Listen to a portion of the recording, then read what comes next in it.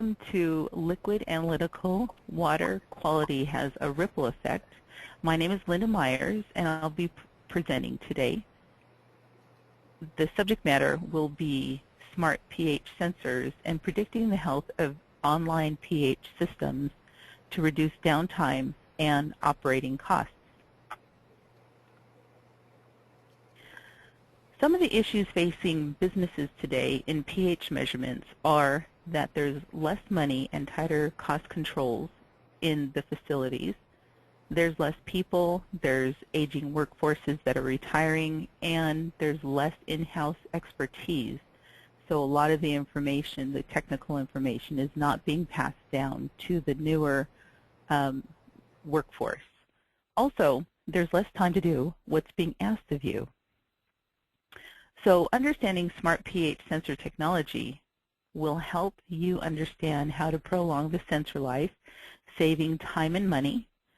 It will help you predict the sensor maintenance using minimal workforce, and it'll help forecast the sensor life, replacing the sensor only when needed. So welcome to the Smart pH University, where we're going to talk about smart pH. Professor Smart here is going to be explaining different things that happen during pH sensor calibration. And four key subject matters from four key subject items that you're going to receive from your calibration are the slope trends, the glass impedance trends, and the reference offset and impedance trends. Now, how does a pH sensor become smart? Well, we put a preamplifier, which is a little green board, inside of a pH sensor. And this green board is simply a preamplifier that now has memory. Now, the memory is calibrated, when the sensor is calibrated at the factory, the sensor stores the calibration information in that memory chip. So when someone receives a sensor from the factory, they can connect the sensor into their instrument, and the factory calibration information is uploaded into the instrument so that you can see where the sensor was calibrated when it left the factory. When the sensor is calibrated, there's a few different things that you can look at with the trends, and these trends may indicate that the sensor needs replacement. For instance, the slope. The slope normally decreases over time. The glass impedance normally increases over time. The reference offset normally shifts slowly over time. And the reference impedance value normally shifts slowly over time. So how do we predict these trends? How do we look at these trends? Well, before we look at the trends, let's review the main parts of the pH sensor, which are basically the glass and the reference. So the two main parts of the pH sensor are the pH glass, which simply measures the pH, and the reference electrode, which keeps the pH signal steady. Now, both the glass and the reference electrodes are wetted parts, and they're prone to failure. So predicting when these parts are going to fail will help you understand when it's time to replace the sensor. So let's look at the pH glass electrode. Now, the pH electrode develops a millivolt potential that's directly proportional to the pH of a solution. There's a pH-sensitive glass, which has a hydrogen layer on it. There's an internal silver chloride wire, and then there's some fill solution on the inside. And that electrolyte fill solution carries the signal along with the silver wire up to the instrument.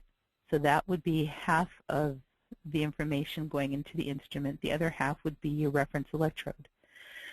Now, Rosemont uses a proprietary pH glass, which is called the AccuGlass, And the pH glass is actually hand blown in a glass shop. Now, the AccuGlass information, or the AccuGlass formulation, is made to reduce cracking, but the glass does sometimes crack. Then there's the reference electrode. Now, the reference electrode provides a stable and a reproducible millivolt potential. So the glass electrode is measured against the reference electrode. And if the reference electrode becomes offset, your pH reading will become offset. Now, how could a reference electrode become offset? Well, the reference junction is a porous material, and it allows the contact of the electrolyte to the sample process.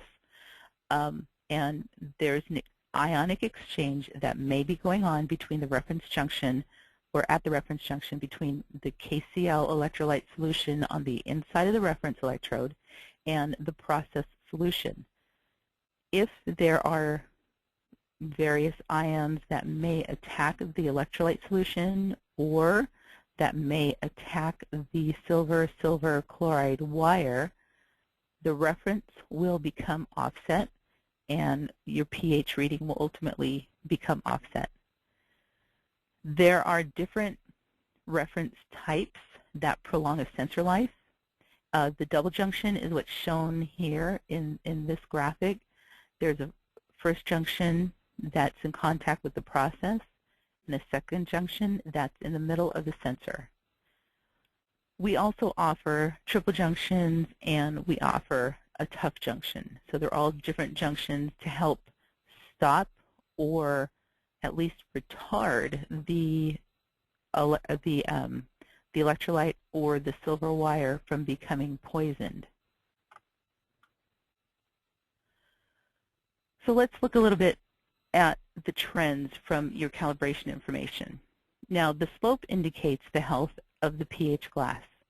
The slope naturally decreases as the sensor ages, and the slope will decrease faster with elevated temperatures. So if you have a pH sensor in a process that's 80 degrees Celsius or higher, the sensor may not last as long as something that's at 25 degrees Celsius.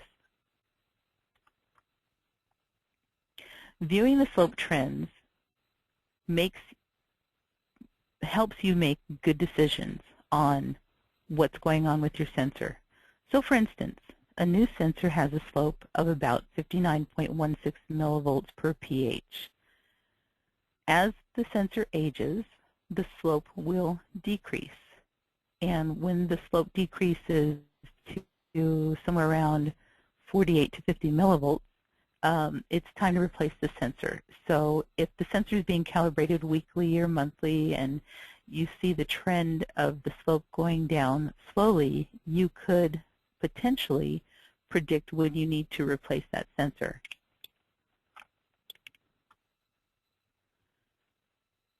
There's also another predictive item that you can look at, which is the glass impedance. Now, most sensors have a glass impedance value of anywhere from 50 to 200 megohm, with some specialty sensors like the Perfect high temperature sensors having 400 to 1,000 megohm for the glass impedance. The glass impedance information helps you understand when it's time to replace the sensor. So the glass impedance values go up as the sensor ages. And let's see, the glass impedance values are trending up because the sensor is getting old. It's getting exposed to high temperatures. The sensor may not be immersed in the liquid. You might see a higher value because for some reason the sensor is not immersed. Or the glass can be dirty and should be cleaned. There are certain applications that actually coat the glass, and so a good maintenance schedule would help alleviate the glass getting dirty. The glass impedance values of less than 10 identify cracked glass. Excessive exposure to high temperatures or high impedance shorts in the sensor may also give a glass impedance value of less than 10 megohm. So when you see that value of less than 10, that's another indication that the sensor should be replaced. So let's look a little bit at the reference now. The reference offset indicates the health of the reference electrode. And a brand new sensor, ideally when placed in a pH 7 buffer, will have an output of 0 millivolts. Over time, if there's poisoning ions that are going through the junction, you can see them as indicated with these red and blue bubbles. When the reference becomes poisoned, again affecting either the silver wire or affecting the electrolyte that's inside of the sensor, the reference offset will climb up to 60 millivolts or higher. When that happens, it's time to start thinking about replacing the sensor.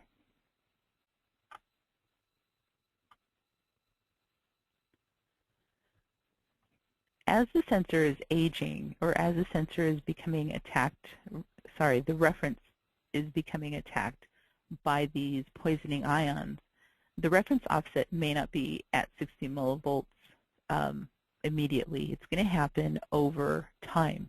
And over time, you'll see small shifts in the millivolt value. These shifts can be standardized, can be adjusted by standardizing the sensor when you're calibrating.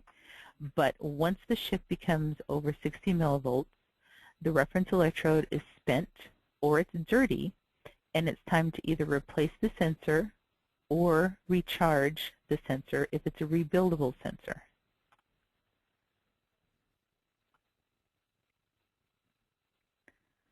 Now the reference also has an impedance value, and the reference impedance indicates the health of the reference electrode. There's different reference junctions that are available on the market. So for instance, a junction that's made out of Teflon, the normal impedance value for the reference is less than 10 kiloohm. For a tough junction, which is a proprietary reference junction that Rosemont offers, those typically have an impedance value of less than 20 kiloohm. And then there's some other sensors that have ceramic junctions, and those have a normal reference impedance of less than 60 kiloohm.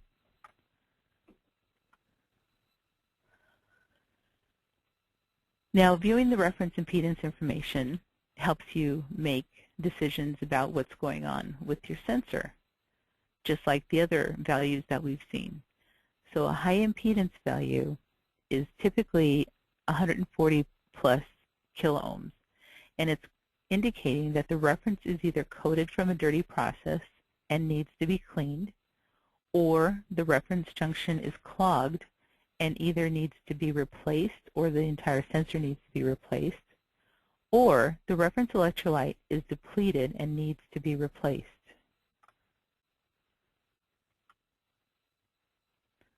Now, keeping track of this information that we've talked about, which is the slope, the glass, and the reference, can all be taken place and automatically uploaded into an instrument when you're using a smart pH sensor. Or if you're not using a smart pH sensor, you can always keep track of this information in a notebook or even on a computer spreadsheet. So for instance, if I were to use a spreadsheet and I wanted to keep track of my slope value, we would look at a new sensor on, let's say, for instance, January 15th, and we would see that the slope is 58.6 6.98. And over time, we see that the slope is starting to go down. So in this example, the slope has decreased over 5.5 months, and it's time to start considering replacing a sensor when you see that the slope is hitting somewhere around 50 millivolts. Now on the bottom of the slide, you'll see the glass impedance values. And the new sensor on January 15th shows 250 megaohms for the glass impedance value. As time goes by, on June 15th, the glass impedance value drops to 10. That's a significant drop, and that's indicating that the glass is probably cracked and the sensor needs to be replaced.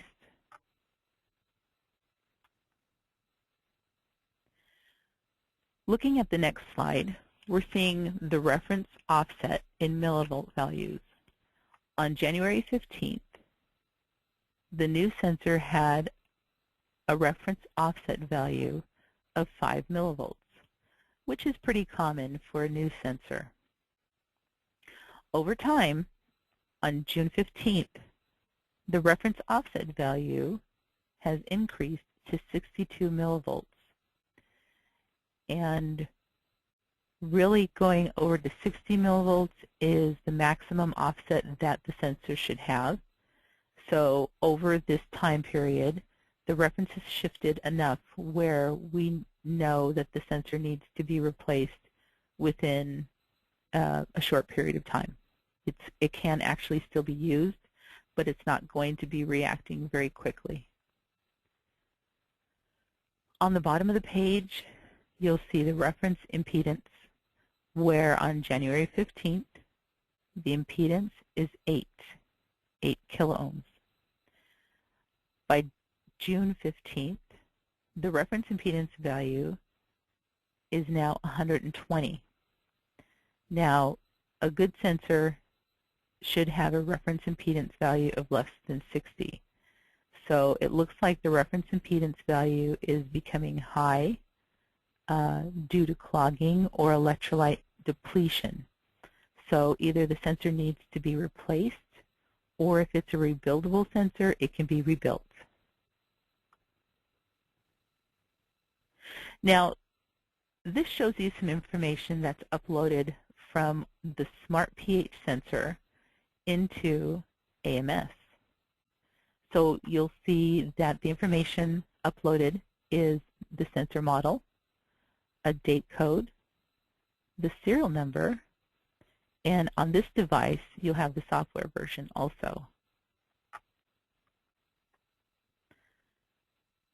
This is a screenshot of the AMS where you'll see all of the information for the calibration history. The latest is number 1 and the oldest is number 5, with the factory information also loaded in, so you can look at the trends over time.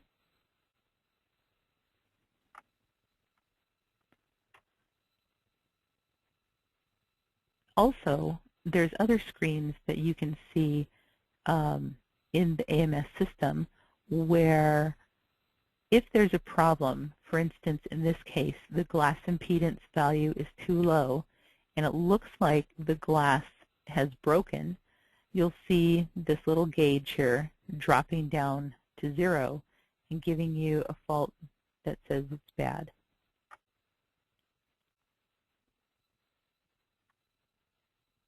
And that's all I have for today for Smart pH sensors. Thank you for listening, and if you have questions on any of the information that we've gone over today, please contact me at linda.myers@emerson.com or go to our website and look for more information on Smart pH sensors. Thank you.